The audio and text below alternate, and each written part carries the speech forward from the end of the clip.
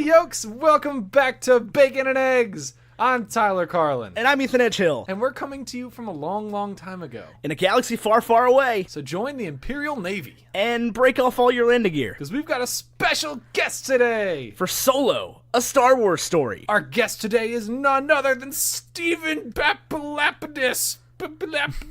Stephen Pappas, everybody from Is This Adulting? The podcast, a mental health podcast that's comedy or something. I can't do. Stephen, who are you? What do you do? And make yourself sound better than I sound. That won't be hard. No.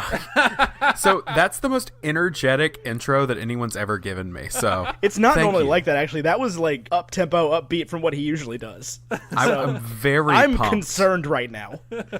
Oh my gosh, that was amazing. No, hi. Yeah, I'm Stephen Pappas. It's Pappas, just Pappas. Are you sure it's just two syllables? 3 P's, 2 A's, 1 S. Papadopoulos? Papadakis? My original last name was Papadimitrio before they shortened it, so boom. That sounds about right. Yeah, right? It's very Greek. But yeah, Stephen Pappas. I host the Is This Adulting podcast. We are a mental health comedy podcast that you never knew you needed. We have guests on every week, and we basically talk about everything from addiction all the way to which fast food mascot is the scariest. So we do a little bit of everything. Yeah, it's a super fun show. And they've got this great Facebook community that you can join, and they've had some amazing guests from the people from Welcome to Night Vale to the Hannah from That One Hannah podcast. that one Hannah. Yeah, you're probably much better at slinging this than I am. Oh yeah, that's true. I've just kind of left you to your own devices. I'm like, well, this is all you now, bud. He does this. He gets on a roll, and sometimes you just gotta let him roll because great things happen. I felt like I needed to. I'm a guest. I'm in your sandbox. Like this is everyone's sandbox. We talk about movies here on this podcast, as you, the listener, well know, and you, the guest, hopefully know, and hopefully you saw the movie we're talking about. No, yeah, I did. I saw it yesterday, actually. And as long as we're talking about the sandbox, I know we've sort of moved past that, but it is kinetic sand in here, that cool stuff. That's with amazing. The ASMR videos. Yeah, it's very cool. It's actually the coolest sandbox you've ever been in. I just want you to be aware of that. It is. I'm already feeling it. I'm feeling the vibes, and I'm feeling the sand. It's squishy, but in the best way. We cool the sand as well. What's that like? Well, tell me about the process. Have you ever been to the beach when it's really, really hot out and you step on sand and you decide you never want to go to the beach ever again? That story. We did not want that feeling. Okay. You hate sand? Would you say it's coarse? I do. It's coarse. It gets everywhere. That's why we elected for kinetic sand. That's it is coarse and gets everywhere, but it's kind of cool, and you can make cool videos out of it. You can cut it with a knife. Yeah, it's amazing. Anyway, let's run down some stats real quick. Solo: A Star Wars Story was released on May 25th, 2018. That was 4 days ago as of this recording, depending upon when you saw it. And it had a $250 million budget, which is actually one of the highest budgets for a movie because there were so many director changes. Did you hear about this? Yeah. Oh yeah. It was nuts. Tell me about it. Well, originally it wasn't supposed to have a $250 million budget, but then I think when they signed Ron Howard, they were like, oh, you can do whatever you want. We're not worried about Deadpool. And they should have been, because it has currently lost money, a lot of money, only $103 million worldwide opening weekend, which is not what everybody expected, but it did break Ron Howard's record by like $26 million. And $26 million could set my family up for the next like 20 generations. So whatever. But it's not been super well received either. It got a 70% critic rating on Rotten Tomatoes and only a 62% audience, which I'm surprised with low scores like that the audience didn't like it better than the critics. And a 62 on Metacritic, which is a very high score for Metacritic. So that's good. It actually still has a better audience rating than The Last Jedi by like 18 points. People keep making that distinction, and I think that we'll get further into this when we get into the discussion, but I don't think it's a fair comparison. No, I just mostly was referring to how much people hated The Last Jedi on Rotten Tomatoes. So, yeah, people were not about it. Okay, so question, because I've not heard your Last Jedi episode. What are your feelings? I loved it. Ethan loved it, and I loved it when I saw it in theaters, and then I got out of the theater and it got a little Nick Caged. You know, people were like, it's stupid because it's stupid because it's stupid, and if you listen to Nickelback, you suck. Or I guess, hold on, I need is this adulting reference? It was like, it got Toby Keithed for me. Oh, okay, there you go. Ooh, I'm sorry. Well, the internet did it. I didn't do it. I do love Toby Keith music, though. Sorry about it, Steve. Somebody's got to.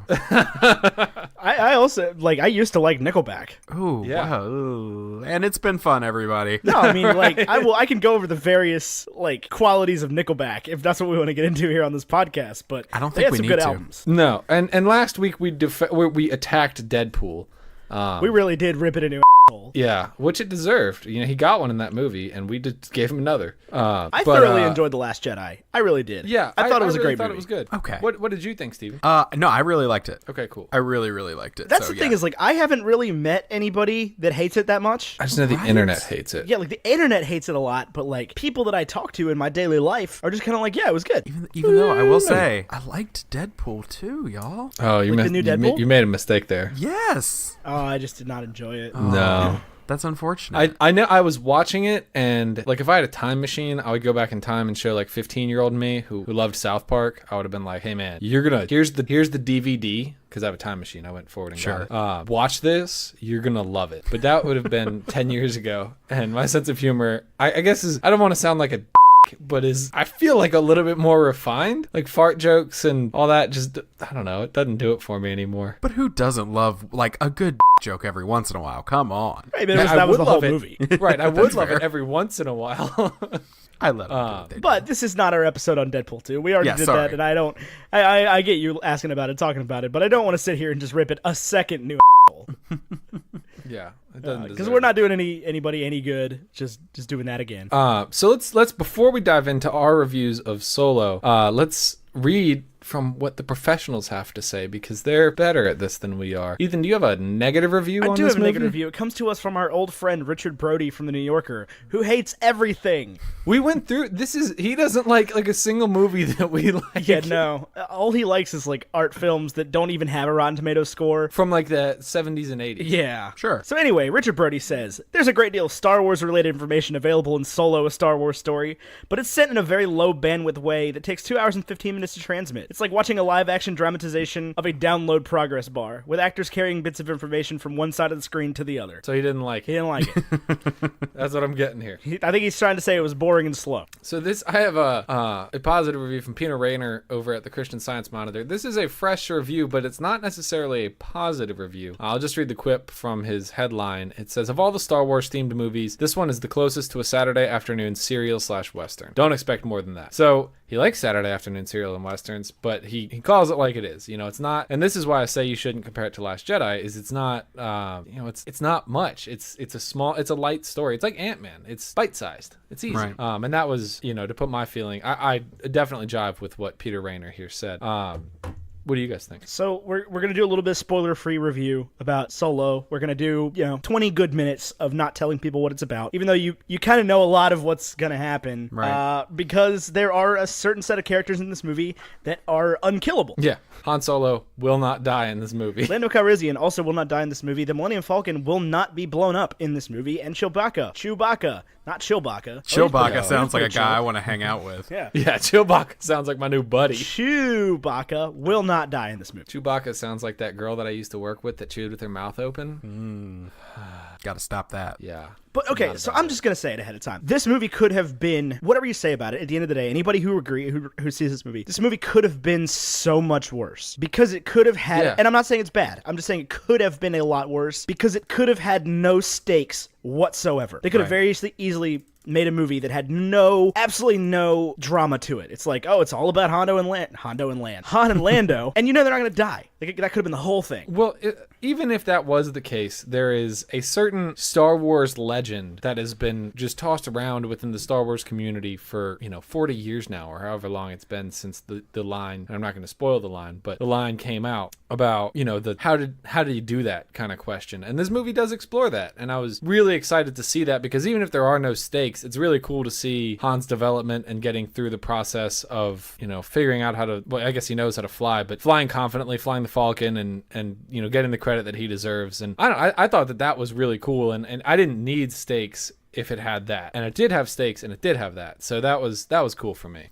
I liked it being a concise story, and I think that it did what it set out to do, if that makes sense. I know that's like the most basic, like vague thing I can say, and I'm trying so hard not to spoil everything. No, you're good. Right. We'll get there. We'll get there. You'll have your opportunity to just go hog wild. Yeah, there are things that when I heard they were making a Han Solo movie, including the one you referenced, but a lot of them we were like, okay, this has to happen, this has to happen, this has to happen, and we're all going to learn about this. And it did all of those those things. I guess the question is just how well did it do them? Now, I guess just as a quick binary review, 0 or 1, would you watch it again or did you enjoy it? I do give this a 1. I did enjoy it. Right out the gate, I want to say that I really did like it, and I would recommend everyone go see it. I really would. It's Star Wars fan or not. Ethan, where do you fall on that? I am also a 1. I actually recommended it to someone last night who came to me directly and said, hey, should I go see Solo? And I was like, yeah, absolutely. What kind of stupid question is that? Yes, obviously you should go see it. Like, make your own opinion. It's a Star Wars movie. Right. Everybody. Get your head out of your but I understand people's trepidation after, a lot of people didn't like Rogue One, us included. Yeah, me included. I hated Rogue One. Wow. And a lot of people didn't like Last Jedi, not me included. So I can see why some people might be like a little fatigued with the brand. Because it was easy when everybody loved all of them, even though they didn't. Like, you got to remember that this is a movie franchise with now, I think, 10 films. And 10. half of them are hated. Pappas, what do you think? Yeah, Are you a 0 or 1? A 0 or a 1? So this movie had no reason to exist. Correct. And did basically nothing for the canon. That being said, correct. I'm a 1. I enjoyed it. That's kind of exactly how I feel about it, to say the truth. Yeah, like, I don't know that it justified its reason to exist. I don't think it did, but it was a fun summer popcorn flick that I enjoyed watching. It was exactly that. It was very much a popcorn flick. And I think that it opened a new door of the canon that a lot of the fans of the TV shows, which I've not watched them. I think it was a great nod for them, and a lot of the prequel apologists, I think, would have been very, very happy with the spoiler redacted movement for the canon. Right. I mean, I am a fan of the TV shows, so are you? Assuming we're talking about the same moment, I'm sure we are. I'm sure we are. Yeah, I was very excited to see that because I was finally seeing something that I'm getting something good to come out of a lot of bad. Yeah, I think that was a Ron Howard decision. I could be mistaken. I'm sure if somebody's read an article somewhere, they know more than I do. But I think that he was the one that reached out and was like, "Can we do this?" And they were like, "Sure." Why not? So I was very excited about that. And that's the great thing about this movie is as long as you stay within the confines of what you're given. Like, it has to happen within Han Solo's life. It can't run up past A New Hope. Like, as long as you operate within those conditions and you follow the story somewhat, you can't really it up. There's nothing you could particularly ruin. Or could you? Like what? I don't know. I don't have an answer to that. I just wanted to be problem. I didn't personally feel like anything was ruined. I will say that it introduced a bunch of characters, some that I thought were developed really, really well, and others that I was like, I don't understand this at all. I'm completely lost. Well, without giving too much away, they're clearly going to make another one. Yeah. They're clearly going to make another one. And one of my issues with this, here comes my nerdy, because, I don't know exactly where y'all fall, but huge Star Wars fan. I've got Star Wars tattoos all over me. So I watched a whole Han Solo movie about young Han Solo, and at no point did I meet his now in canon wife, Sana, and I'm very upset because she exists in that universe now, and I want her so badly because she's so bad at. Now I am unfamiliar with the character that you are referencing. Same. Is that not like? Is there no way that that's the same as the Emilia Clarke character? No, it wouldn't be. Because since they're both in canon, they both have to have happened. So there's no way I think that they could be like, oh, this person is actually this person. Like, because they have different names and his You wife, know who else had different names? Who's that? Darth Vader and Anakin Skywalker. Well, here's the one that they're going to have some trouble switching. His wife is a woman of color, and Emilia Clarke is not. So... So what does she exist in? She's in they brought her in the comic run. Okay. And she makes her first appearance in the current run, quote unquote, from a couple years ago of Star Wars, which takes place between A New Hope and Empire. So that's the first time that we meet her, but she clearly was married to him before all this. So I'm interested to see if they're going to bring her in at any point. I'm a super nerd, by the way. So wait, he had a wife during A New Hope? You do not need to apologize for that. Yes, technically he had a wife. What? I mean... Yeah, A New Hope. You got to remember the thing terms. about A New Hope, and the thing about A New Hope is that it was never. I mean, it was, but there was not a clear plan. Like, they didn't do sequels then, like they do now. So there's like clear canonical problems between 4 and 5 for sure. But he's all about Leia from that moment onward. Yeah, Leia's all about Luke. Oh, that's true. Yeah, they were kind of into each other there. Yeah, that was a problem. That was a big old fat problem. Yeah, it was a little weird, but maybe that's why they got along so well. Yeah, twins tend to do that. Person. Make out? No, not that. You're a twin, right, Steven? You make out with your brother, sister? Yeah, all the time. Yeah, totally. Every other day. Not every day. That'd be too much. Every Christmas and twice on New Year's. Mm-hmm. Well, one at midnight and then, one later. Oh, nasty. It's nasty. Yeah, but I completely agree with what you said, is that it didn't really accomplish much. It didn't really add anything or take anything away, but I still enjoyed it. It's like it is a heist movie. It is a Ron Howard movie with a Star Wars costume. Mm-hmm. Yeah. I can it's see like that. It's like a getaway driver heist movie. It's like Baby Driver, but do you like it better than with the Han Da Vinci Solo. Code? Did I like it better than the Da Vinci Code? Yeah. Yes. Probably. No, not the Da Vinci Code. I did like it better than Angels and Demons. I think the Da Vinci Code was his record at 77 million. Da Vinci Code was a really good movie. Was it? Yeah. As far as I love the Da Vinci Code. As far as book to movie adaptations go, it knocked it out the park. I just love the book so much, and there was some stuff left out. I'm that guy. I mean, I love all the books, but it's by far the least egregious adaptation of a Dan Brown or of a that's Robert true. Langdon Angels book. and Demons was garbage. Inferno was pretty bad too. They changed I didn't the even whole see thing. it. Oh yeah, the whole. If you've read the book, I don't know if you have or not. I have.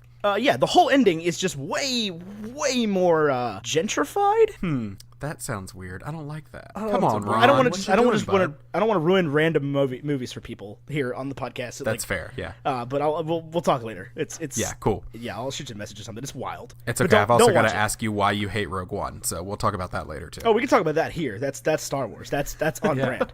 I hated Rogue One already because ruined the that story for was people. incredibly boring. It didn't make me buy into any of the characters. The best thing about it was Cassian, and you could tell that he was born out of a much more dark storyline that never ended up getting made. Okay. It looked beautiful. It looked like Star Wars. It was a good shot at that, but it didn't. That one I felt was almost more unnecessary. It didn't really add anything to the story. Okay. I will say, as time passes, I like Rogue One more and more, but I think I'm reaching a plateau on my interest in Rogue One. Because when the first time I saw it, I was like, Jyn Erso looks too much like Rey, and that's a problem for me. Because I think I'd only seen The Force Awakens once at that point, and I was like, I'm already confused. And the toys are going to be confusing, and I'm confused, and I don't care about this character. I care about Rey. Give me more Rey. I want to watch The Force Awakens again. That movie was awesome. And, but then every time you watch it, the more I get familiar with the characters, the more I'm like, oh, this is actually a decent story put together pretty well. I love K2SO, such a cool droid. They've done really good work with the droids in all these new movies. I'm glad you said that. I'm glad you brought that up. I read I was reading comments today. Rotten Tomatoes put out a question, who was your favorite new character? And a lot of people did not like L3. Did you like L3? Absolutely. I loved her. Yeah. I'm so being in. careful Okay, again cool. without spoilers, but yes. Yeah. Yeah, no, totally. we'll get to her in a second because she's a big part of this movie. Oh yeah. There's some weird implications with her too. There's a that lot I of wanna them, talk about. but there's some really, really, truly funny moments too with her. But so I don't even know what else to say about this without spoiling it. It's a movie about Han Solo not dying. Go watch Star Wars. There's only like 4 of those now. Oh, Too soon. I'm not ready for soon. that. I know it's been like 4,000 years, but too soon. Too soon? I mean, let's not talk about Spider-Man on this podcast. Oh, don't make me Why would you sad. do that? I'm going to cry. I mean, we all are. I have a huge. That's my left arm is covered in a huge Spider-Man piece, so I'm like. Every time I listen to your podcast and you all do the mental health update, I'm just like, well, I'm still not doing good. I still don't feel so good, Russo Stark. Russo brothers still did that to me. Who was supposed to direct this originally? It was Miller and Lord, right? I have no idea. I think The so. guys who did Lego Movie. Yeah, I think so. Yeah, And yeah, it Deadpool. was, yeah. Yeah. Okay, I thought so because they were still listed as producers. I like Ron Howard. Yeah, I love Ron Howard movies. I really do. He's done a lot of great movies over the years, and like this one, I did not know it was Ron Howard. I didn't actually pay attention to it. I never really do with Star Wars directors for some reason. But to me, it's still just George Lucas. Like, I know it's not, but it is. And so when at the end it was like a movie by Ron Howard, and I was like, that makes sense. That makes sense. It was probably one of his less dramatic movies, I'll be honest. So to wrap up our spoiler-free section, we would all recommend this movie. We all thought it was good. And it's Star Wars, man, you know? And like... Right. My recommendation Everybody was... Go ahead. If you're asking if you need to go see this movie, again, I repeat, get your head out of your Stop listening to the internet. Go watch Star Wars. You may not get that many more chances. Stephen Pappas, any final spoiler-free thoughts? Again, do what I did. Go into this movie expecting Star Wars, but having lowered expectations. Right. Because here's the thing. We all love Han Solo. We all love Harrison Ford's portrayal of Han Solo. This movie is never going to meet your expectations, so don't sit there and judge it because it wasn't the perfect Han Solo movie. View it as a crime, mob, heist movie set in the Star Wars universe that happens to have some familiar characters, and I think you will enjoy it. It was a fun ride. It was indeedy. Yeah, so let's do a little swoop, and then we can talk about... Give me a swoop. All right, now we're in spoiler land, Spoilertopia. Man, it had Darth Maul. It had Darth Maul in it. It had Darth Maul. Oh, what? Who I'm not even gonna lie to you. I was walking out of the theater and I was very hungry, so I get crabby when I'm hungry. But as I'm walking out of the theater, there's a dude behind me like explaining Darth Maul to a child, and all I wanted to do was turn around and be like, actually, it's just Maul now because he was killed in battle, he was defeated in battle, and therefore is no longer a Sith. So he's not Darth Maul. And then I was like, oh gosh, you are. What the? I was very hungry. Kid's life. You won't like me when I'm hungry. Exactly. I get very hangry, y'all. It's a bad thing. Have you eaten tonight? I have my food right next to me, smelling delicious, and I'm hungry, but I will not yell at you, Steven. It's okay. Yeah, I know. I ate some beans and rice right before I hopped on here, so we're all good. Perfect. That's what I had for lunch. Yeah? Yeah. Shrimp Twinsies. and rice. Anyway, I love this movie. I really did. I don't really have that many issues with it, to tell you the truth. I came in with very low expectations, and I never really cared that much for Han Solo to begin with. I'll be really honest with you. He was a cool character. He was not the second coming of the Lord Jesus, like everybody talks about in those movies. I didn't really get all of the hype. Like, to me, and I've said this several times on the podcast, when I think about Harrison Ford, I think about Indiana Jones. Like, that is the character that he is for me. Han Solo is a secondary thing. So this movie gave life to for me to a character that I just was like, yeah, he's cool. And now I like Han Solo better because of the existence of this movie.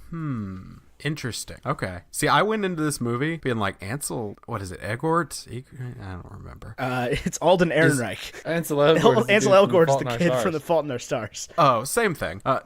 Sure, yeah. You know what I meant. The Fault in Our Star Wars. Oh, ooh, I'd watch that one. I wouldn't watch it otherwise. No, okay, so he's not Han Solo. Let's just get that out of the way. He's not Harrison Ford. I agree with you. I was like, this seems like a totally new character. Right. I don't really see the connection. Oh, I disagree with that entirely. I don't think there's anything he said or did on screen that wasn't Harrison Ford. The way he shot his gun was very Harrison Ford, with his left arm up. That's fair. Like, he did it right down to the whole, having the eating grin on his face the entire time, for no explicable reason. Just like Harrison Ford always did in those movies. Yeah, but he wasn't making out with Carrie Fisher. Carrie Fisher's dead. Oh, no, don't do that to me. I'm just reminding you, it's pretty hard for him to make out with Carrie Fisher. She is not breathing anymore. She was in Rogue One. That's true. Okay. She was there. We saw her. No, okay, so, but if we're talking about people who channeled the original actors, Donald Glover. Loved him. I adore him. I love Donald Glover. I was completely unimpressed with his Lando Calrissian. Really? What? Yeah. He was doing this like weird accent thing that I was like, this doesn't make any sense at all. He was perfect. He was at the beginning when you first heard that accent. I was like, that's Billy D. Like that is. Oh, I know what he was going for. Yeah. Oh, I'm gonna bite this garlic bread real quick. Y'all riff on something. Yeah, I don't think he could have possibly done better with that part. By far the shining moment in the movie, if we're talking about like older characters. Like, yeah, Chewbacca was cool. I don't necessarily know if that was the best way to kind of portray the whole character. They didn't really give him much, to tell you the truth, in this movie. And I get that it's not Chewbacca a Star Wars story. It's Solo a Star Wars story. I get it. Right. I understand it. But there isn't one without the other. But Donald Glover's Lando Calrissian, I thought he was perfect. I don't think he could have done better. I don't think he could have picked a better person. I can't think of another actor that could have pulled it off. No. I went into it like, I love Lando and I love Donald Glover. I'm hoping for the best because this could be really bad for my love for both of them. And I was like really, really pleased. Like, I think he aced it. He just shows you once again that he is probably the most versatile human currently on the planet. God, right? Well, and I will say this. I don't think anybody else could have done it the way Donald Glover did it. And I think he was the best choice. I just don't know that I don't know that the best is good enough in my mind. Like, humans have not achieved that level of perfection. But I will say I was really pleased with what it did to tell the story of, I think one of the most powerful scenes of Star Wars is in Empire Strikes Back when they land and Lando Calrissian. See, Lando Calrissian. You think it too. Exactly. exactly. Hey, have you seen my Twitter name right now? It's amazing. I have. And Lando Calrissian is like, you burly son of a you get the hell out of here. How dare you come here? And then like it comes back to like, you think he's just being sarcastic or whatever, but it's actually, he's like, you need to leave because they said they were going to take the next people that landed and you didn't tell me it was going to be you. But you get to see a little bit more of their backstory and their relationship and like, you know, the card playing and the every story you've heard about me and the cheating and the lying and the, oh, it was so good. I really did. I loved the dynamic. I thought there was some cool parallels in their relationship there. So let's be honest with ourselves. Let's look deep down inside our souls for a minute. Lando Calrissian in Empire Strikes Back makes absolutely no sense. No. Why is that? Where did he come from? What was there in like that story was completely untold in Empire Strikes Back, and now we have the other end of that story and why they matter to each other, the relationship they had, why they'd be willing to fight for each other because we gave nothing in Empire. That's true. In Empire, he's just like Lando. He's not a city. He's a person. Like, right. Oh, okay. Obviously, I'll go to Lando Calrissian. Who else would I go find in this situation? Right. And that's what I'm saying. Is like there was no backstory. There was nothing. It was just you dropped into this character, and you're supposed to believe that him and Han would go to war for each other. Now I see it. Right. And there's...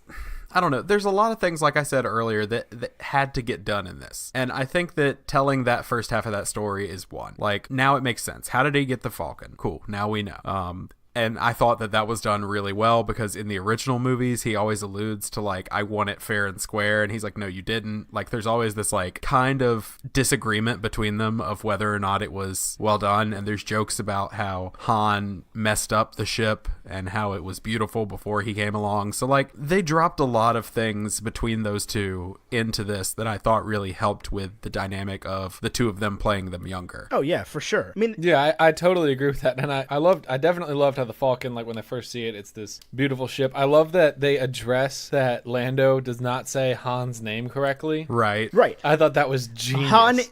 Lando inexplicably calls him Han, even though he says his name is Han, and Han calls it the Falcon, even though everybody else says Falcon. Right. I thought that was genius. Yeah, it's just like it started off like that. Oh, and my favorite line in the whole movie comes from these two. Like literally when Han puts his arm around Lando and Lando goes, "I hate you," and Han goes, "I know." Right. They did little riffs on lines from the original. They did that. They did. He said, "I have a really good feeling about this." I know. It was just. It made me the whole thing just made me smile. It really did. What did you think of instead of the crawl and instead of just jumping into the movie like they did in Rogue One, they give you context with the blue text? What was your thoughts on that? I like the crawl being reserved for the saga. I do too. But I also don't like the blue text explanation. I feel like what happened was they got to test screenings and somebody was like, sorry, what the are you talking about? Right, who's Han Solo? Yeah. And so they need to explain the whole crime to syndicates thing because that's never like said otherwise until like an hour and a half into the movie. That's true. I think they could have left it out and just said, Corellia, and then in the bottom, and then its system, and left it at that. Like, oh, we're on Corellia. Cool. And that's all you need to know. And later on, through context, I think you probably could have figured it out. But I didn't love or hate it. I was just like, oh, we're doing this. Okay, well, here's some... I was surprised. Right, like, me too, yeah. It was jarring when a second line of blue text came up on the screen. I was like, huh? Mm-hmm. How dare you, Ron Howard? I want to talk about as well, moving on from that, there is a moment that when it first happened, I was viscerally upset. And then I was like, you know what? Decision that Ron Howard made, and this is all true stories. These things did happen, and he's just retelling them. And Han can speak freaking Wookiee? Oh, yeah, okay. What? What? Yeah. Okay, so we didn't need that. Like... Now I'm just thinking about it. It's making me mad again. Yeah, there was no reason for that. Han could understand Wookiee, but like him just sitting there going like,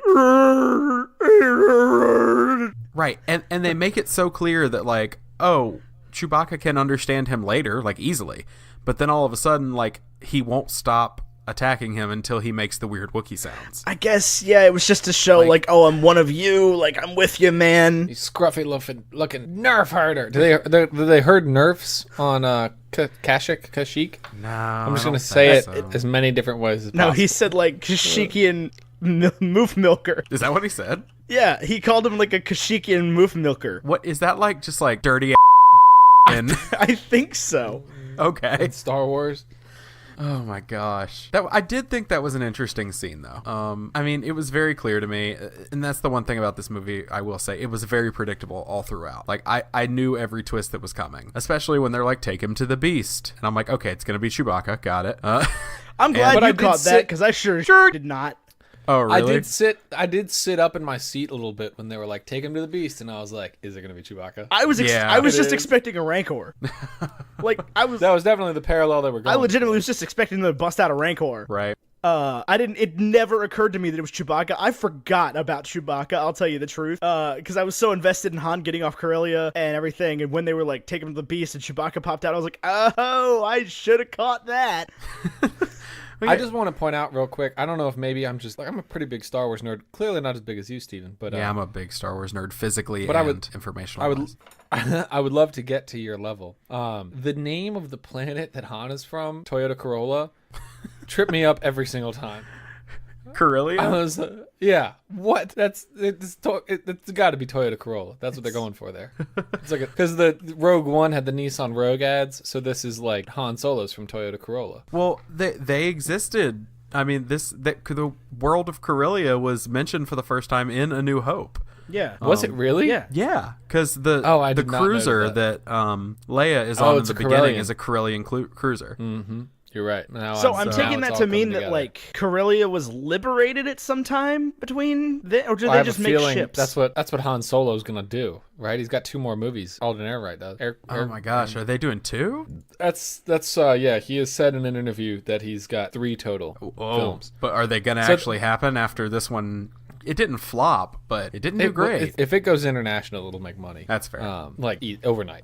It's currently only made like 14% of its earnings from international. Oh, wow. Yeah. So if it hits China, boom, done. Yeah. I mean, I would want to see more. I liked it. So, like, I'd be down with that. I did too. I think, so he signed on for 2 more movies. I don't know if that means 2 more Solo movies or if it means 2 more Star Wars stories where Solo is a character. Well, the next one's obviously, if there is another one, going to have something to do with him on Tatooine with Jabba. Right. Which is where he's headed. I wonder if his third movie, if they'll do a movie involving Kira and Maul and then bring him in that one. Yeah. But he never sees a lightsaber until Obi-Wan busts one out. That's true.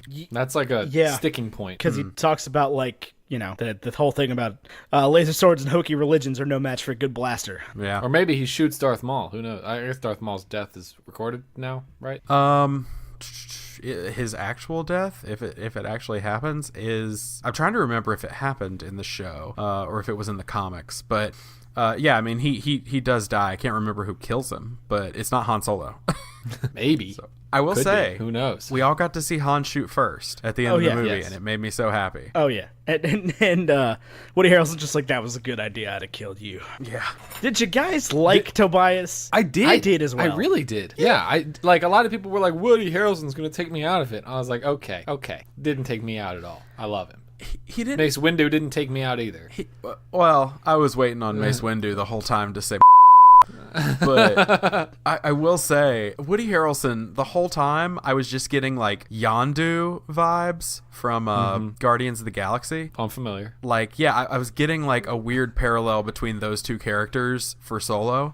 Versus man, Woody Harrelson would have made a way better Yondu. Not a fan of what's his name? No, I love Yondu, but like Woody Harrelson would have done that better still. I mean, that's fair. Woody Harrelson's a fantastic actor. Yeah, like that. He was great. What's his name? Never mind. I have no idea. He's Merle Dixon, the champion from District 12. Yeah. Tallahassee? No, not Woody Harrelson, the guy who plays Yondu. Oh, Michael Rooker. Michael Rooker. I tried to say Mickey Rourke, and I was like, that's not right. I almost said Michael Emerson, but that's not him either. Yeah. No, I know who Woody Harrelson is. The dude from Zombieland.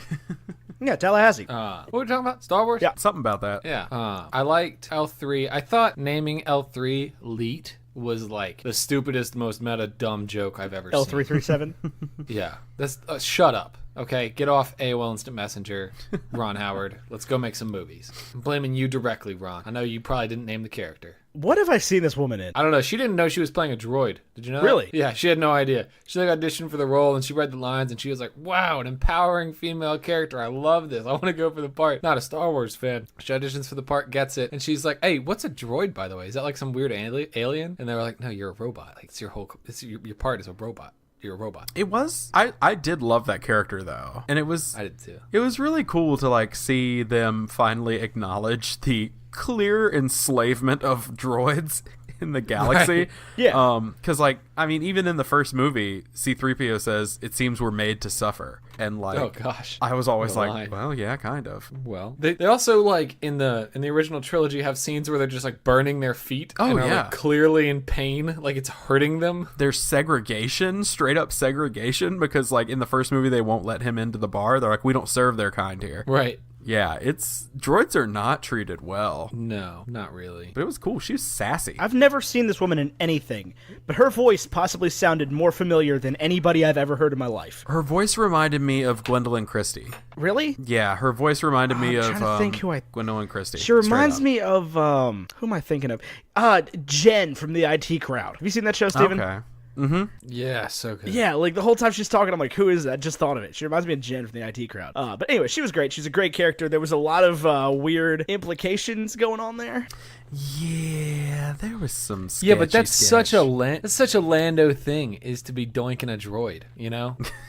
Like, that's the most Lando thing I've ever heard. I did like the way they addressed it. It's just like, oh yeah, it's possible. And then she's And just the- like, how do you- she's like, Lando has a thing for me, but I don't return his affections when, like, she obviously does. Oh yeah, and Amelia Clark, the delivery of that face that she makes right after she says it works is amazing. Yeah, I mean, she's people- notoriously good at like facial acting. Yeah, and she's great. She didn't ride a dragon in this. I was pretty upset about it. No. But I was okay with the way it went down. Can I ask a question? So I read an article on IGN today. You can read? Yeah, it's I'm weird. sorry, I just love to do that. It I can't read. hurts. Go on. Can you? So Podcast, man. yeah, I know. I get all my People who entertainment can't from that. blog. But no, they had an interesting article of like how disturbing the ramifications of what happens to L3 are. So okay, L3 gets blowed up and dies in Lando's arms, which is devastating, to be honest. Oh yeah, he's Like, just broken. yeah, and I was like attached to the character, and I was just like, oh no. I had a genuine like emotional response. But there are some really disturbing implications to the idea that they have now uploaded her into the Falcon. So if you think about this, there's only a couple ways this can go down. And one of them is she is now the ship, and she will remain the ship for the entirety of the Star Wars saga, which doesn't make much sense because in Empire, when they plug 3PO into it, he says, I don't know where this ship learned to communicate. Its dialect is terrible. But if she's the ship, isn't she just alone and sentient and just sad all the time? Because they leave her in a junkyard for 30 years before Force Awakens, covered up. Like, there's some really disturbing, like, oh no, what happens to the consciousness of this droid? Well, but you got to think if she is just alone and everything, like, I think droids don't function the way humans do. Like they have feelings and emotions. Like that has been made clear throughout at least the new age Star Wars. Like BB-8 has emotions and feelings. Right. And R2-D2 can just decide, oh, I'm sad because Luke Skywalker's gone. So that's that. Right. So like the droids have feelings, and K2SO was able to like make a hero's decision and sacrifice himself for the mission. But if her consciousness is still in existence, I think that there's a certain level, because she was like dead for like a time. Right. So I think there's a certain level of like immortality that goes to it, and with immortality, 30 years is the same as like no years, as no time at all. So that's at least my theory on it. I don't know. What do you think? I think Lando probably took her back out. That's fair. Because there is that thought of like, okay, if Lando is so willing to just like gamble away the ship, which is part of someone he loved now. That's what I'm thinking, yeah. Is that like he would not be as willing to just hand it back over in a game of cards. Right. Well, Lando's pretty addicted to cards. Doesn't think he's ever going to lose because he's cheating at cards. This is true. I don't know. It does create a problem with the canon if you just leave her in there. This is where we talk about addiction to gambling on our podcast. We're not professionals. There's help out there. But if you have a gambling addiction, good news. Sports gambling is now legal in the United States again. No, bad news. Is it? What is happening right now? That's I terrible really news. heard, like, do you have an ad for like DraftKings or something that we're about to run? By the way, Oh my one day God. fantasy football, DraftKings, the new sponsor of Bacon and Eggs with Tyler and Ethan, coming up. You don't want to play a full game of fantasy baseball with your buddies all season long and listen to them about which players don't work. You play one day at a time with DraftKings.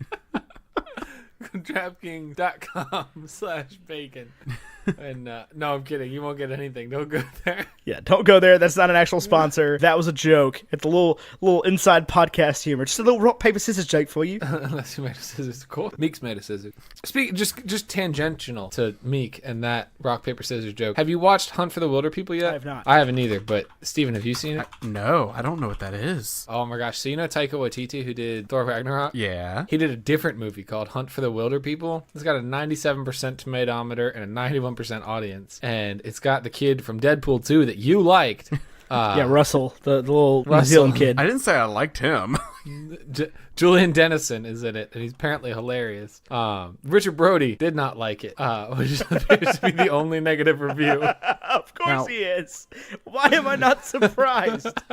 What is that kid's name? Julian Dennison is the kid's name. And we're sure it's not just like 16-year-old small Rebel Wilson? Yeah. Oh my god, right? Yeah, Because so much about him, I was like, are you Rebel Wilson's brother? Are you Rebel Wilson? No, he's not Australian. He's New Zealand. Kiwi. What? Yeah, it's called Kiwi. Get the front door out of town. Yeah, Are you they're serious? called Kiwi. Because of the birds. No, I get it. That's not a nationality though. It is. He's wearing a flat brim hat. He kind of looks like a kiwi in this picture. The fruit or the bird? The bird. Okay. Flightless for sure. Yeah, I gotta watch this movie. It looks The really tagline legit. is I've heard "Nature just got gangster," and the poster is just Julian Dennison, a Sam Neill, and a boar looking into the distance, and the boar appears to be screaming. It does seem to be the case. Is that Sam Neill? Oh, Yeah, look at Sam that. I didn't catch that. I haven't seen it yet. So I haven't either. I just saw missed this trailer next to it that clearly has Sam Neill in it. This is very funny. Sam Neill, highest rated film. We're on a rabbit hole now. Keep up. Highest rated film, Forgotten Silver, 1997. 100% Rotten Tomatoes score. Lowest rated film, 0%, United Passions, 2015. You mean it's not Jurassic Park 3? I was just about to say that. Nope, it is United Passions. Shocking. 0% critics liked it. 0%. United Passion sounds like a porno. It does. I doesn't look like Richard Brody did a review on this one. He's not into erotic films. Let's, as long as we're on Jurassic Park.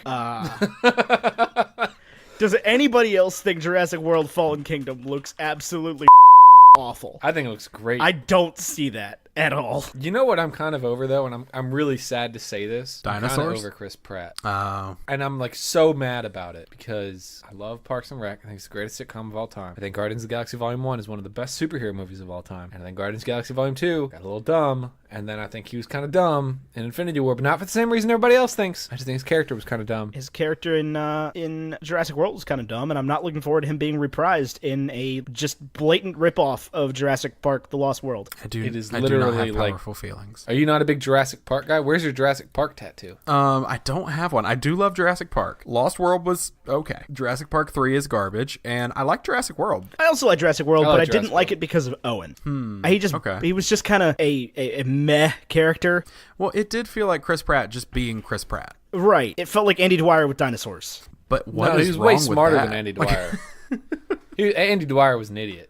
I agree. Oh, but a but that's what lovable that's what he looks like in the trailer, is like he's Andy Dwyer with dinosaurs for the new one. Andy Dwyer would have loved Deadpool 2. That much I know. Where's my Burt Macklin movie? I would rather have a Burt Macklin movie than Jurassic World Fallen Kingdom. That being said, I might love it. I don't know. I might. Y'all said Burt Macklin. I was thinking Burt Reynolds, and I was like, that is such a random thing to bring up right now. No, Burt do Macklin, love Burt FBI. Reynolds. As long as we're talking about characters that definitely should have a mustache and aren't Chris Pratt. Burt Reynolds. Burt Reynolds, man. We are so far down the rabbit hole now.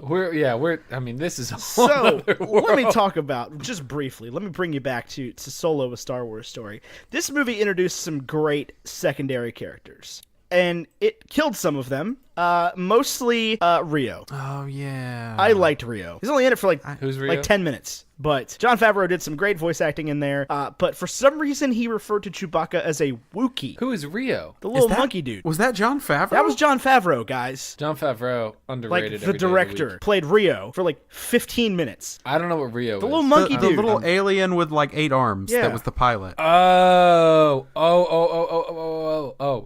Oh, yes. I love Yeah, that was Rio. Jon I was Favreau. all in. I literally had to pull my phone out in the theater to look up who he was because it was going to drive me insane. Yeah, I definitely wouldn't have guessed Jon Favreau. He looked like, who's that guy with the awful voice from, he did Aladdin, Zazu? Not Zazu. Zazu? Iago? No, Iago. Yeah, Iago was Aladdin. Yeah. Gilbert Godfrey. Gilbert Godfrey. That's who I thought he was. Nope, it's Jon Favreau. Zazu was, Lank. And he refers to Chewbacca as a Wookiee. Well, this is just furthering that it's okay for people to pronounce things differently in the Star Wars universe. Maybe that was And, the joke. Yeah, that they're allowed to mess it up. I'm cool with it. There's one character we haven't. I want to talk more about Rio because you brought it up, and I'll let you change it. But when we do change it, I want to talk about the character I didn't not Ray Park's character, but the other character that I didn't even know was in it, and I really ended up liking. So let's continue to talk about. Yeah, Rio I liked Rio. He was cool. He was a little pilot guy. He was good exposition for like the whole part of it being like a team. Yeah, team the heist. Right, because it was funny that Woody Harrelson like was impersonating a Imperial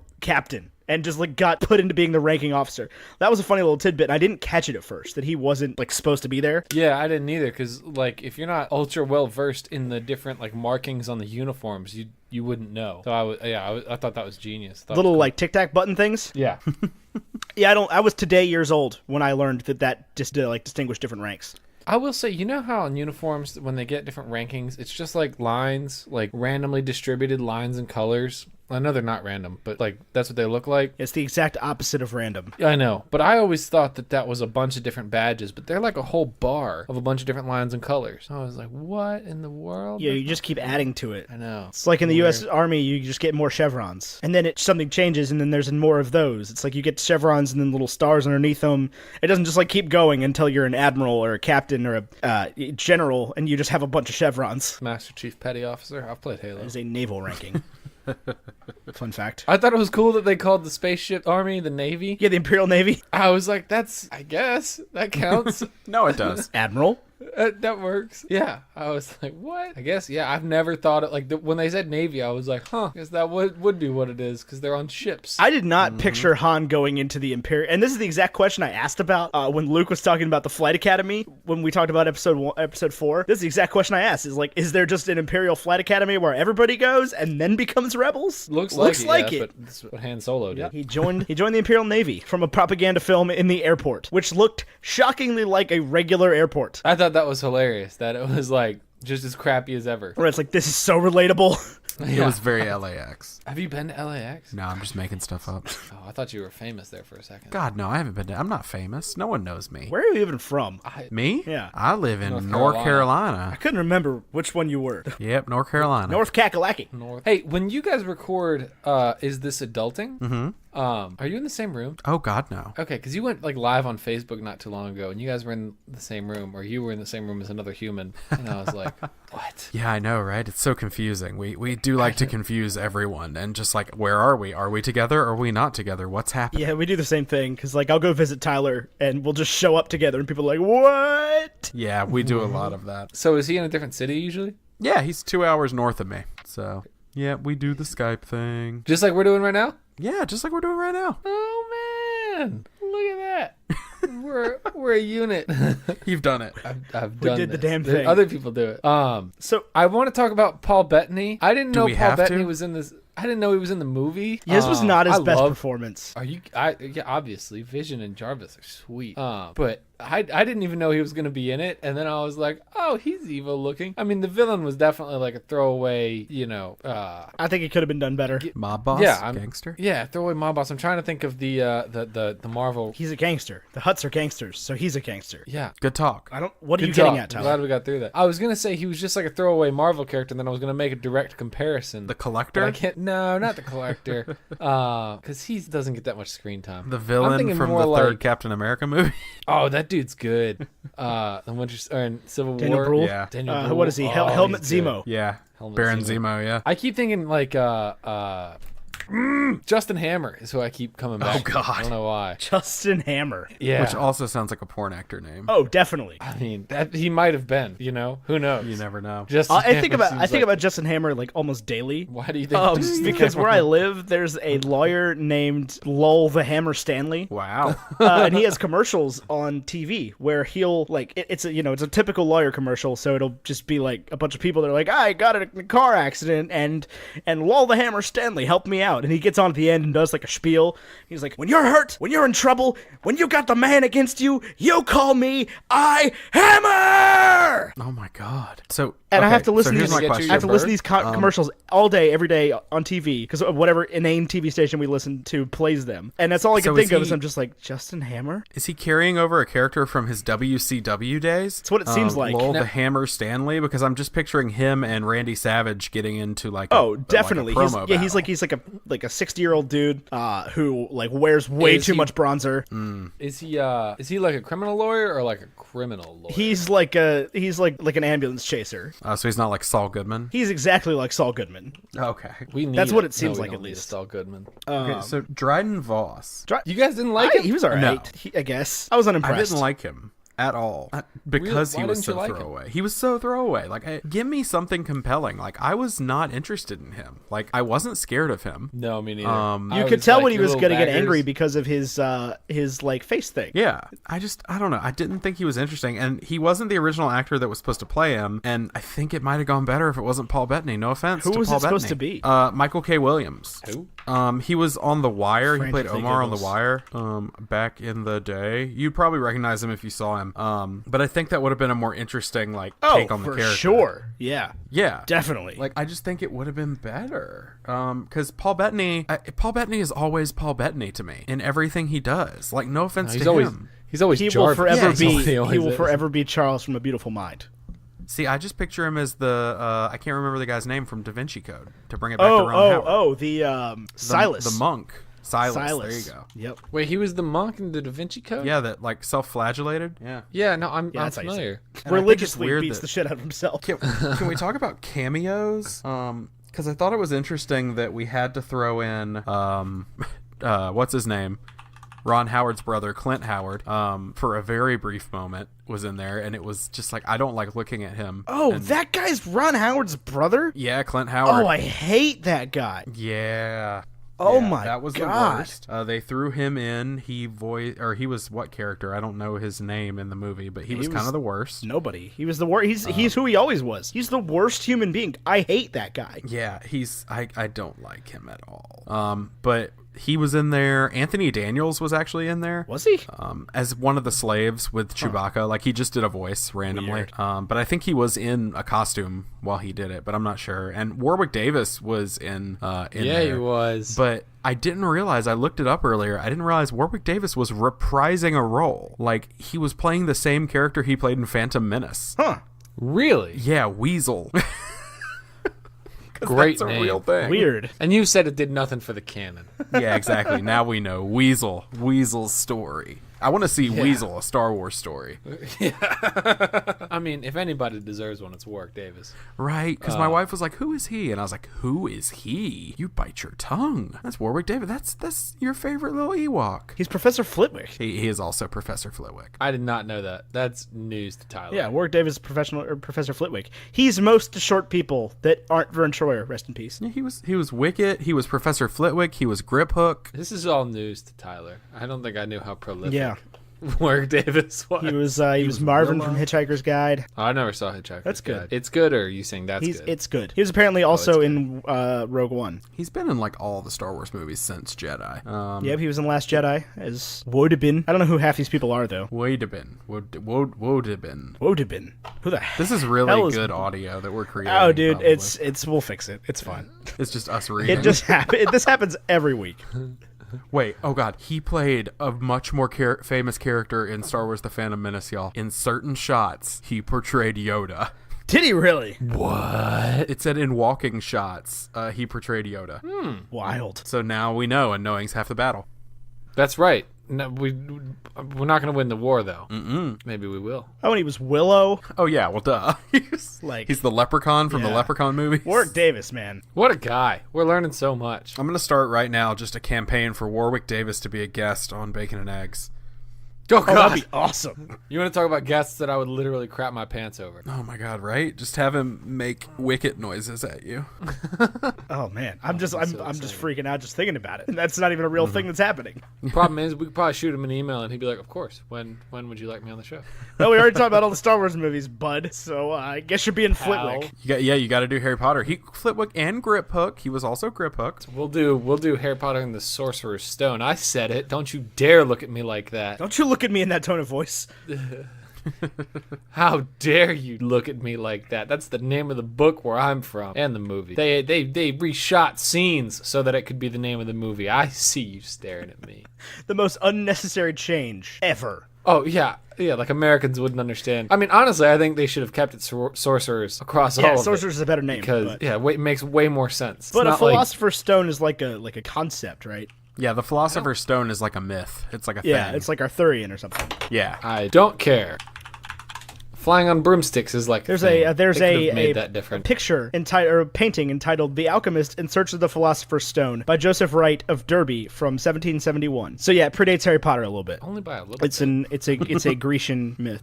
It's only 227 years older. You have to think how much of the mentions of the Philosopher's Stone in writing can be found as far back as 300 AD. But how much? So it's only 1,700 years older. Whatever. Nicholas Flamel was a real person. I'm learning so many things right now. What? He was a French scribe, according to Wikipedia. This could be that's a thing. What? Like Merlin. Is that who he is? No, but Merlin is also talked about in Harry Potter. Okay, was that a real person? I believe so. Merlin's beard. The Order of Merlin is mentioned. I know that, and so are the Salem witch trials. Man, she's really going on the nose with this whole thing. Or they could have just left it philosophers like it was supposed to be. Although I think that is my favorite Tumblr post of all time. The one that talks about let's make the Harry Potter book names dumbed down for Americans, and it's like Harry Potter and the Whisper Snake Place, Harry Potter and the Hot Cup. So, just bringing it back to Star Wars real quick. I just happened to look, and I was just curious. Emilia Clarke, this is her highest rated movie, by a good bit. But I had the thought she's been in other movies. Really talked about, yeah, she was in Terminator Genesis, that god awful piece of thing. Yeah. But okay, so we haven't really talked about Kira. Did you guys like Kira? Yeah, I did. She's confusing because I feel like they really needed to do a huge reveal there at the end to bring her character back around. Yeah, there was definitely when he ran into her again, I was like, this girl's not who you think she is. Yeah, no, man. Definitely. It was way too obvious. Yeah, Han needs to get hurt. Han needs to have a reason not to trust women. And this girl is not who you think she is, Honey Boy. Yeah, well, Mr. Solo. That's the thing is we all knew, I said it already. There's absolutely nothing that wasn't predictable about this movie. I saw the twists and turns. You know, there's another movie with a very predictable ending. Have you seen the Titanic? Wait, what happens at the end of Titanic? Believe it or not, they hit an iceberg. No. Oh, no. Can you imagine if Titanic just didn't end like that? And it was just a rom-com? Like a classic rom-com? Or if it does end that way, but they don't show it.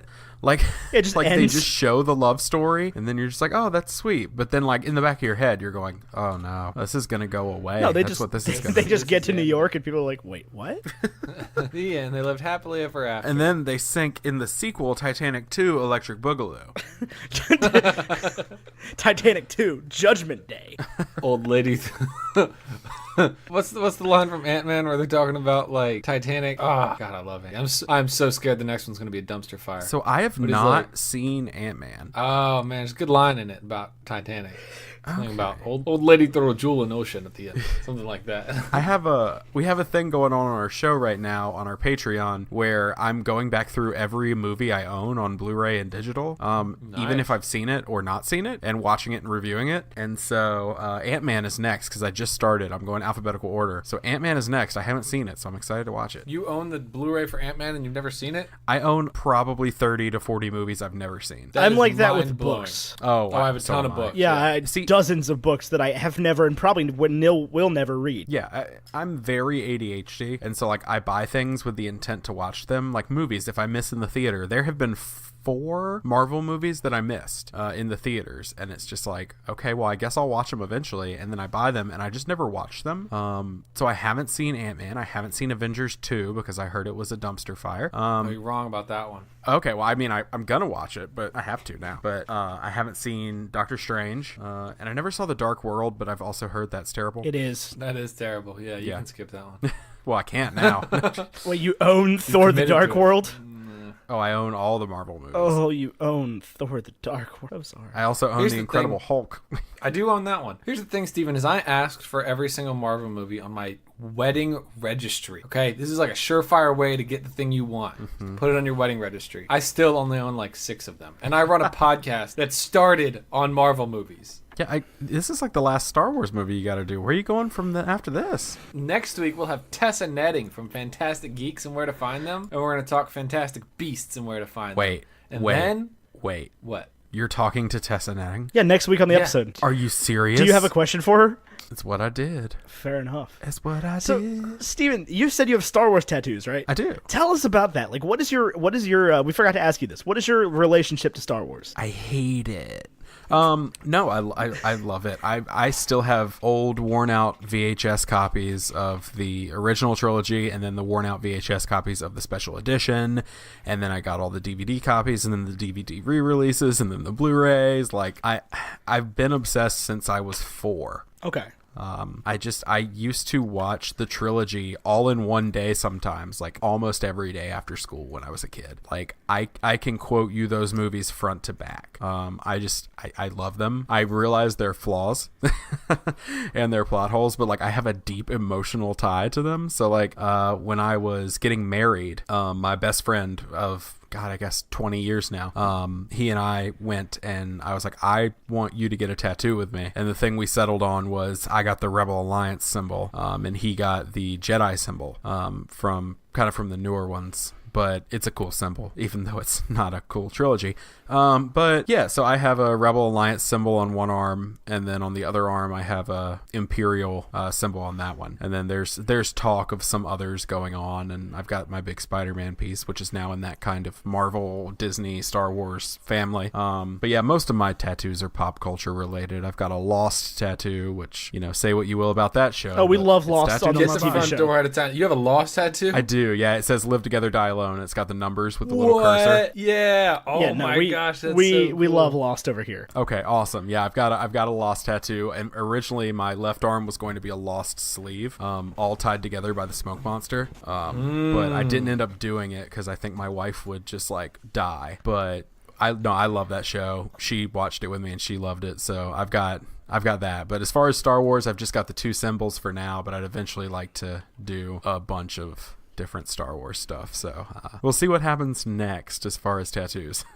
What is your favorite Star Wars movie? I mean, it's everybody's favorite, I feel like, but I'm gonna say Empire. No, it's not. Oh, okay. It's Empire. Interesting. Because anybody who tells me otherwise, I mean, Empire, New Hope is right below it, and then after that, I would probably put Force Awakens. So not a few weeks ago on this podcast, decided that The Force Awakens is in fact the best Star Wars movie. Not only is it the best Star Wars movie, it is the best movie we've reviewed. Okay. Have you've done all the Marvel movies? Yeah. We've done all of the Marvel movies. I'm not sure that Force Awakens is better than Winter Soldier. Oh, that's not even yeah, we have that one way down the list. You're monsters. No, we're not. Winter Soldier is not anywhere near as good as Thor Ragnarok or Infinity War or Civil War or Spider-Man. Okay. Or Spider-Man. Okay. Or Iron Man. Well, okay. Well, now you're losing me. I can maybe give you some of the others, but yeah, no, Star Wars, it's Empire. Empire's my favorite.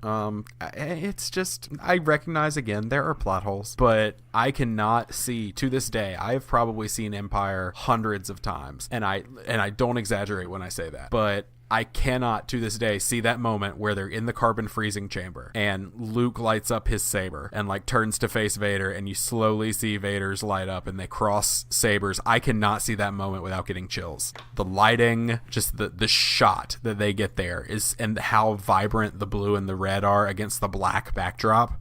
is incredible. Like, that moment still like gets me like so excited for what's about to happen to this day. So yeah, it's Empire. There's a lot of moments in it that just like, maybe it's all nostalgia, I don't know, but I just think it's a near perfect movie as far as like a sci-fi action thriller. I mean, I'm with it. I can't take anything away from Empire. Like, I'm not gonna try to. Right. I think we have it number 3 on the like total list right now. What would be number 2? Infinity War. Infinity War.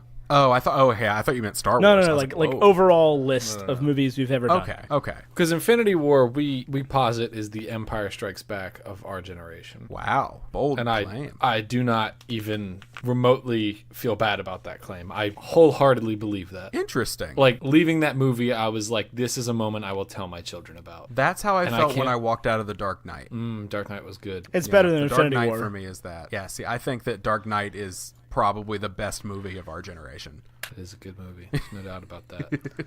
You got to do Dark Knight. But it's still Infinity War for me, because Dark Knight is like, there are 18 movies as a part of this. Like, there's so much to build up, and there's a world of comics behind it, and it's Spider-Man, man. I know.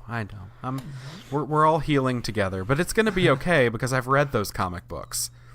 Russo brothers. It's not all their fault. It's blame what's his name that wrote the original Infinity War storyline. I have no idea. I mean, just blame idea. Kevin Feige.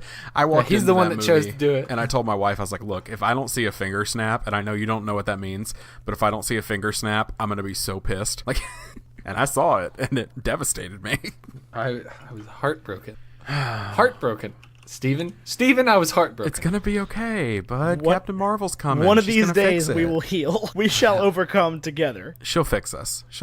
Don't worry. Captain Marvel's got this As long as some Ewoks don't solve the problem, then that's what matters. Okay, so here's the deal. The Ewoks get a bad rap. They do. I'm totally part of that, and I agree that I am a bad person for it. I don't think you're a bad person. I just think the Ewoks, are they kind of dumb? I mean, yeah, they're hella dumb. But at the same time, like, and How I Met Your Mother made this point a long time ago, but the rebellion would have failed without the Ewoks. That's the problem. That's why they're stupid. So they're kind of important. Like, we can't totally just write them off as pointless. Yesterday on Twitter, John Negroni of Cinemaholics Podcast accused me of having Caravan of Courage as my favorite Star Wars movie. Oh, why'd you even bring it up? Like, okay, we all know that the best Star Wars property, anything, is the Christmas special. I've never even seen it, man. It's so bad. That's what I've heard. I watched it on YouTube once, and I died inside. My eyes went to hell. It can't be as bad as A Very Merry Christmas. Oh, it's worse. It can't be. Nothing is as bad as the Star Wars Christmas special. There's an entire scene where B. Arthur oh God is just like cooking. She's like, why? She runs a cantina or something. Oh, it's really bad.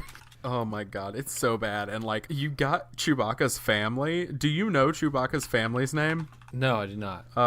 So I'm gonna look up their names real fast, just so that I can give you their names, because you've got to just know. Okay, so here you go. I got it pulled up. So it takes place on Kashyyyk. If you don't know this, Han Solo and Chewie visit Kashyyyk to celebrate Life Day, which is essentially Christmas. And you introduce 3 members of Chewbacca's family, which are his father, Itchy, his wife, Mala. Okay, those are, okay, whatever. Itchy's a little, and his son, Lumpy.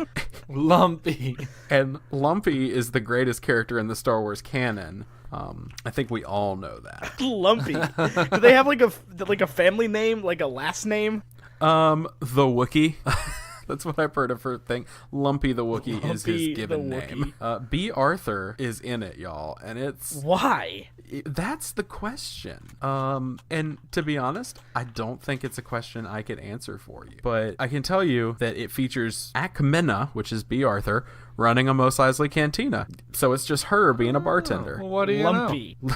Lumpy the Wookiee. We're back on Lumpy. Well, I'm on the Wikipedia page for the Star Wars Holiday Special now, and it says apparently their full names are their nicknames. Their full names are Atid Ichuk, Sure. Malatubuk, and Lumpawarump.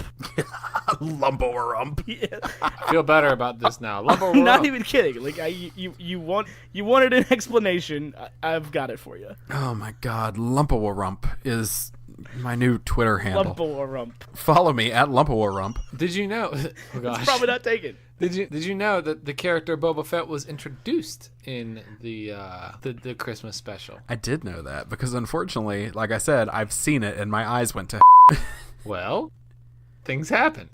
Boba Fett. Boba Fett is not an interesting character anyway. Okay. All right. Yeah, you're right. I mean, okay, I like Boba Fett in Empire because he's badass, but then all of a sudden you get Jedi and it just kind of negates all of that because he dies of a malfunction. It's the worst. Like, it's the most like Benny Hill like I've ever seen. Oh, good reference. Yeah, I know, right? Because that's what you're thinking of now every time you see Boba Fett go flying into the sail barge and roll into the Sarlacc pit. Nice, God, I'm just angry. This whole show is like, everybody's gonna be like, this is the most ADHD kid we've ever heard, and you're not wrong. But we have a lot of fun here. Why am I imagining Boba Fett as Benny Hill now? Oh, we never talked about Han Solo's name being given to him in this movie. Oh yeah, okay. Oh, the Finn thing. Yeah, where they're just the Imperial Army's just like, what's your last name, son? Who are your people? And he's like, I don't have people. How would you not have a family like a last name? He was Are you just Force. Han? Like, there's no way. I'm hoping it's like his name is like Han Johnston. Han Smith. Han Job. Or maybe it's something super Greek. Han Papadakis. Oh gosh, is it inappropriate on your show to make a Han Job joke? Is that bad? Oh gosh. Han Jobs. Oh my God, the creator of Apple. Oh my God. Oh my God. That's probably why Lando calls him Han. I'm raising my eyebrows right now. You can't see it, but that's what I'm doing. I get it. Everybody's like, who is this filth bag that you've brought on our show? Get him off. We do not like you him. moof milker. Oh, believe me. Oh, hey, don't you call me a moof milker. What is a moof? Let's find that out. Oh, Dorothy Mantooth is a saint. Dorothy. What is a moof? Is a moof that weird thing that we saw in The Last Jedi that got in milked? The Force Awakens, Han Solo complains that some moof milker put a compressor on the hyperdrive. He said it in a derogatory way. And again, he says it in Solo. A moof was a creature of the galaxy that had hoofed feet, a thick hide, and secreted milk. They were individuals who milked is a weird tongue twister, who milked moofs, which inspired the term moof milker, an insult to a person's intelligence. After recovering the Millennium Falcon, Han Solo used the insult to reference whoever had added a compressor to the ship's hyperdrive. In this case, it was Unkar Plutt, the previous owner of the ship and renowned moof milker. I added that last part. Oh, okay. I was like, wow, I did not expect that last part in there. Yeah, I made that up. But, so here's the deal. We may never know. Apparently, it was in a comic. There is a moof. No, not a comic. A children's book. Star Wars, Join the Resistance. And by Ben Acker and Ben Blacker. It apparently features Ben Acker and Ben Blacker. What? Yeah, that's the authors. Both of them, I swear. I'm reading it there with you. It looks like a moof is the thing that Luke milks. This is the weirdest conversation. Hey, we discovered where the blue titty milk comes from. It's from moofs. It's oddly green in The Last Jedi, too. It's very unsettling. I liked it. It's all when about he just Luke. stares into the camera and milks the moof. Are we just sure that's what this thing is called? You're the one that just said it. I think that milking a moof is a euphemism that we should not be bringing up. I mean, it's got to be that, because Moof Milker at Moof Milker on Twitter is a picture of a toy Luke Skywalker milking a four-nippled blue creature from The Last Jedi. My favorite thing is when you Google image search moof, you get the thing from The Last Jedi, but the caption on the picture is, so, like, is this a moof? And we may never know. I love that voice you just read it in. So, hey buds, is this a moof? For some reason, I'm getting a lot of pictures of bikes. Oh, you gotta add. I know. Oh my God! I found my next Star Wars tattoo. It just says "Moof Milker" and proud. Oh my God! Moof Milker, a Star Wars story. Is this a moof? So, hey, question: Is this a moof? Is this what a moof is? Oh, I've got a great picture of Maz Kanata as one of the Golden Girls. Oh my God! Maz Kanata is one of the Golden Thank you Girls. for being a friend indeed.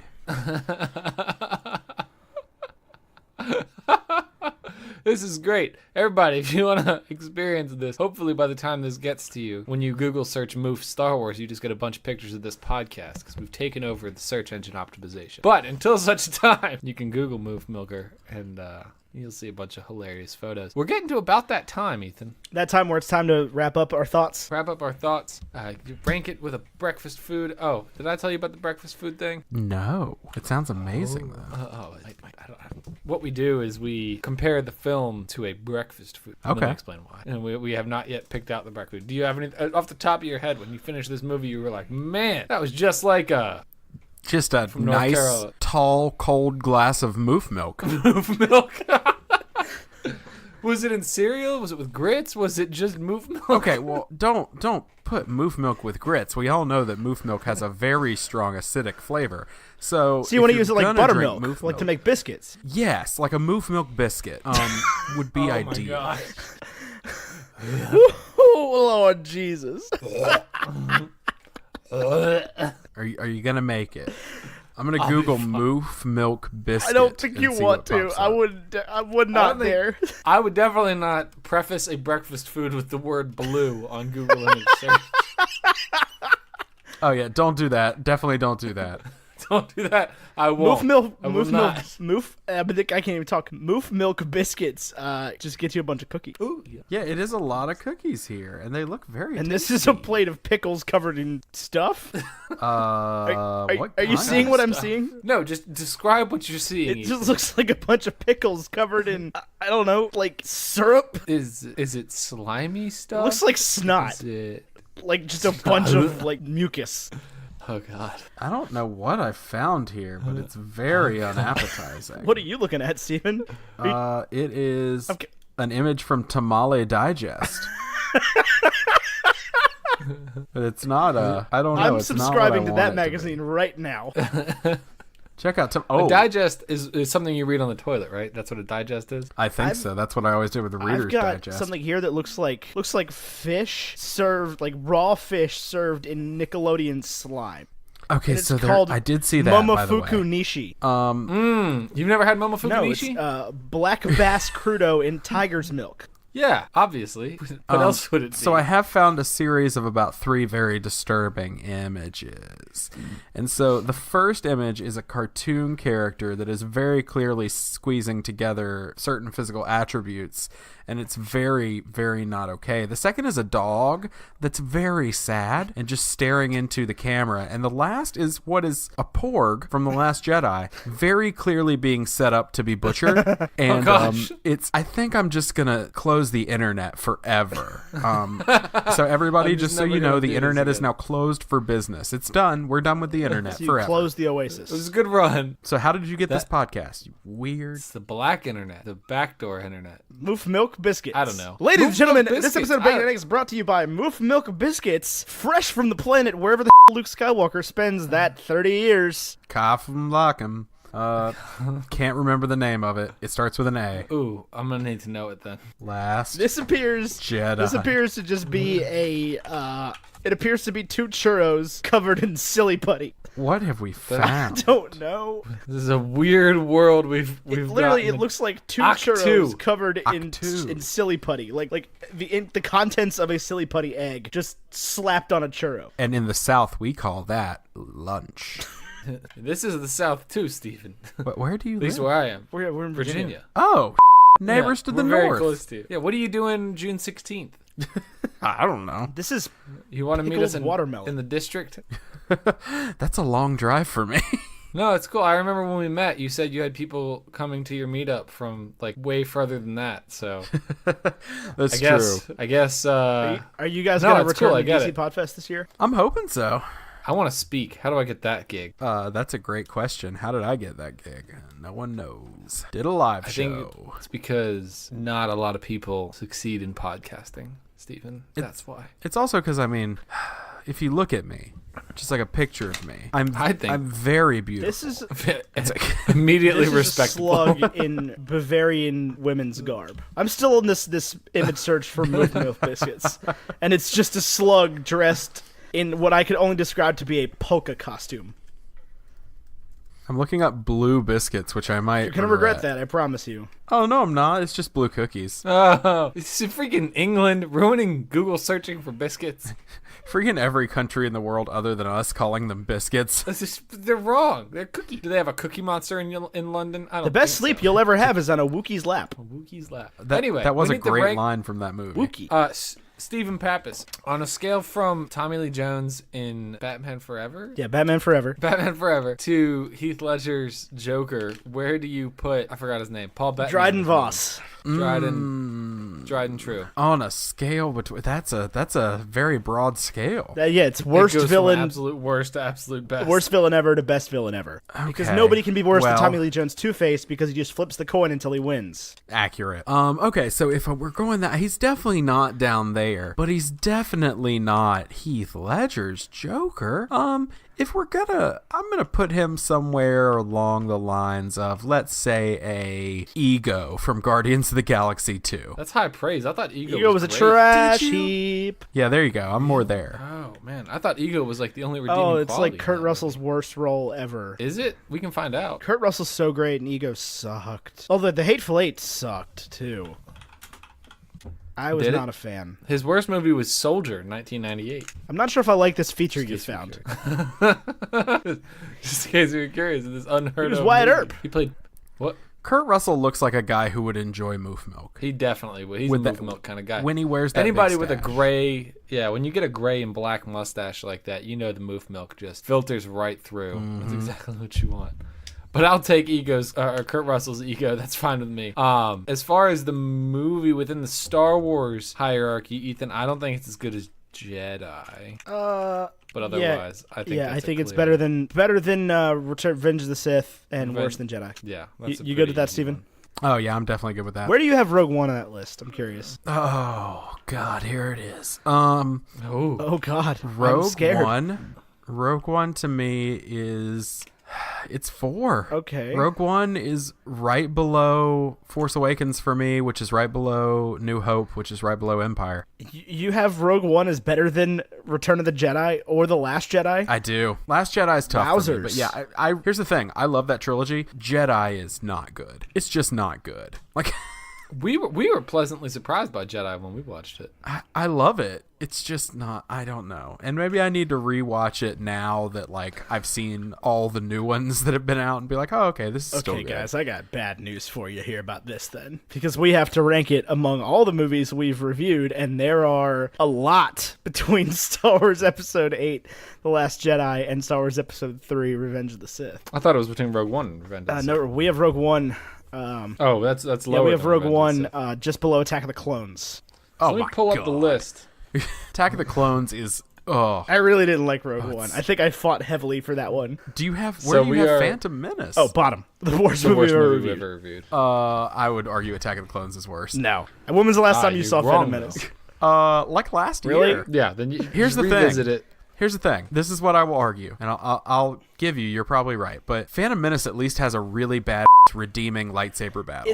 Attack of the Clones has nothing. It's just almost unwatchable as a movie, though. Like it's so hard to watch as a movie. Oh, I get through it knowing that scene is coming. Like I had to watch it in like 3 chunks because I was so bored and stressed and upset and like annoyed with Jar Jar Binks and the pacing of the movie. Oh well, yeah. And how they cover 95% of the story in the first 5 minutes. So Ethan, I think we are. I just want to get back on topic here real quick because I was looking at these. I think I'm watching it. It's better than Revenge of the Sith, obviously. We've already established that. I think it's better than Ant-Man, which is criminally low. It's just not, though. You say that every time, but it's just not. Stephen Pappas is not going to be happy here. I think it's better than The Winter Soldier. Which is currently at 22nd place. Yeah, I think it's better than Back to the Future Part 2. But that's Part 3 right there. Part 3, I'm sorry. I think it could be in the same conversation as Ready Player One, but I do think it's definitely better than the first Avenger. Doctor Strange is where I start being like, wait a minute. Oh, the first of I was like the first Avengers. No, okay, that's the first Avenger. Higher. Okay, actually, the first Avengers is only 2 up from that. But oh wow, there's like when we started doing so. just to give you an idea from the top, there's Star Wars The Force Awakens, Avengers Infinity War, Star Wars 5, 4, 6, Monty Python and the Holy Grail, Back to the Future 1, Star Wars The Last Jedi, and then Thor Ragnarok, Black Panther, Iron Man, Spider-Man Homecoming, Captain America Civil War, Scott Pilgrim vs. the World, Guardians of the Galaxy, Avengers Age of Ultron, Avengers, Doctor Strange, Captain America First Avenger. So what was right above Scott Pilgrim? Civil War.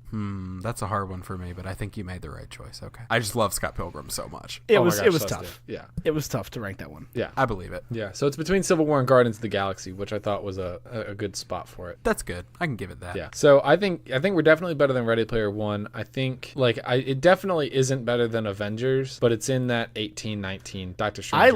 I liked it better than Doctor Strange. The first Avenger. Honestly. Okay. Have not seen Doctor Strange. And I liked it better than the first Avenger. Comparing it to... It was actually weirdly a lot like the first Avenger in a lot of places. In the whole train robbery part, setting up this whole thing. Oh, yeah. It was on it in a lot of parts. It was like Borderlands 2, the movie. I love that game. I'd be down with that, though. I wouldn't. It would be awful. It would just be terrible. Well, there's absolutely no redeemable story in Borderlands 2. But that's the point. No, we know. I love it. I would take like a Handsome Jack, the origin story, the movie. You mean 1.5? Combine that with Tales in Borderlands and make a movie out of it. Ooh, Tales of the Borderlands, yes. I just want a whole Tiny Tina story. Can we do like a 4-player playthrough of Borderlands 1.5? Because Ethan and I have played Borderlands 2 so much that I think we might die if we turn it on again. But 1.5 I do want to go play redeemable. the Tiny Tina's Attack on Dragon Castle again or whatever. That's like my favorite part of that whole game. It's so good. It is a good part of the game. But we could do a 4-player co-op. Is this adulting? And Bacon and Eggs on the YouTube. Oh, my co-host would die. Would die like of happiness or of anger? He's not a video game guy. Oh, that's whatever. That's part of the funny, okay? Yeah, you got that one guy that just doesn't be know running what he's into a doing. wall. Them's the jokes. He'd shoot us. You can't. That you can't. So no He'd problem. find a way. He can throw a grenade. So yeah, I'm gonna say it's better than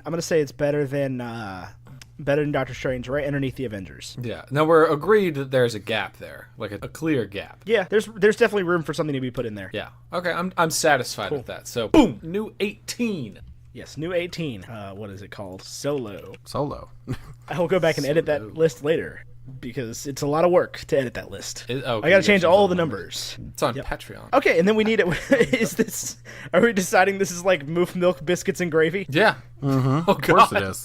Did you throw the gravy in? Did you have? Yeah, to that throw makes the it gravy breakfast, in there? man. Good old Southern breakfast. I had biscuits and gravy this weekend. It was awesome. I ate like a 5-year-old with no rules this weekend after eating extremely healthily for 2 weeks straight, and I had biscuits and gravy. I felt like I had biscuits garbage. and gravy from a place that refers to its fried chicken as chicken fried chicken. And that's how you know a place is going to be good. Absolutely. you know? When it refers to its meats as chicken fried steak, chicken fried chicken. Yeah, chicken fried anything. When you say chicken fried chicken, when you have to clarify that, that's when you know the restaurant is going to be good. Well, it's good to know that's at least the for key breakfast, when man. we It open was a good. restaurant. It was good. I liked this I movie. did too. It was fun.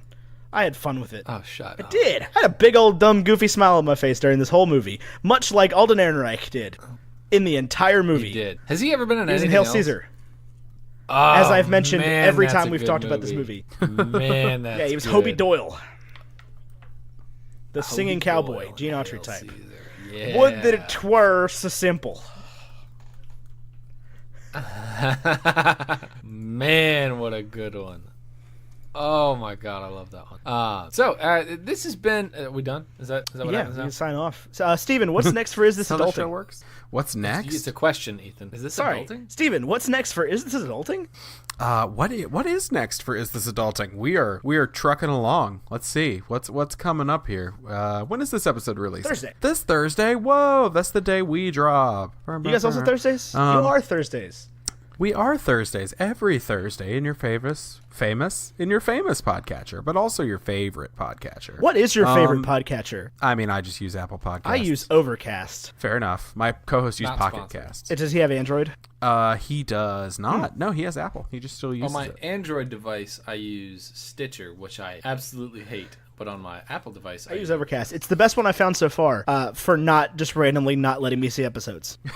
Because Apple Music, Apple Podcasts is very good at not letting me see episodes.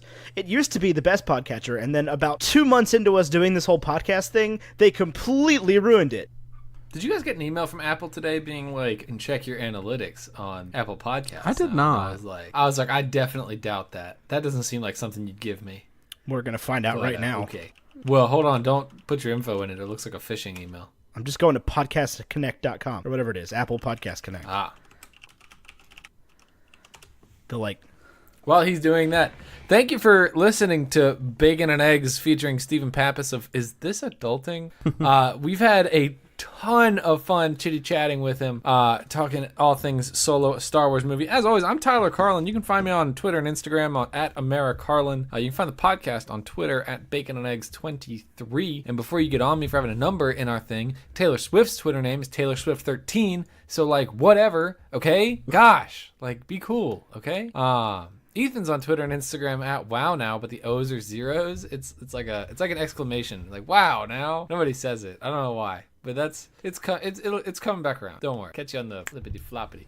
Stephen Pappas is on Twitter and Instagram, or maybe not Instagram, but at least on Twitter, at in the doobly-doo down below, or whatever your podcatcher, if it's Overcast, it's to the right, but whatever. And this has been Bacon and Eggs. If you have questions about the show, or you want to just say a little something to us, we'd love to hear from you. You can email us at baconandeggsmedia@gmail.com, or you can join our awesome Discord for only $5 a month on Patreon. It's a super excellent perk. Next month we're going to be talking Chamber of Secrets all month long. It's going to be super duper.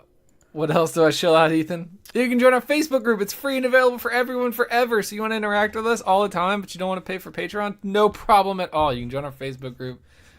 We totally love you, and we'll hang out with you whenever you want. For real. Yeah, that was great. Our new logo. Did you say our new logo? I didn't say anything about the new logo. I thought you Cool. Our new logo was designed once again by the inimitable Vashaun Brandon. If you want his contact information, please at us, and we will give it to you. He's done a great job for us, and we really just want to shout out to Vashaun for this one. He knocked it out of the park on our whole new design, so we really appreciate that, as well as, I think that's it. Is that it? Is that everything? Is that all we do? I don't know. I can't remember. Fair enough. I never know. We have a script for the intro, but not for the sign-off. Anyway, I'm just going to call that good. I've been Ethan Edgehill. He's been Tyler Carlin, and him over there has been Stephen Pappas. Thank you for listening to another wonderful episode of Bacon and Eggs, and we will see you next week. And until next week, arrivederci. H2. What? Act2? Act2? What's the thing, the planet that he lives on? Act2. Gesundheit. Just say it confidently. Act2.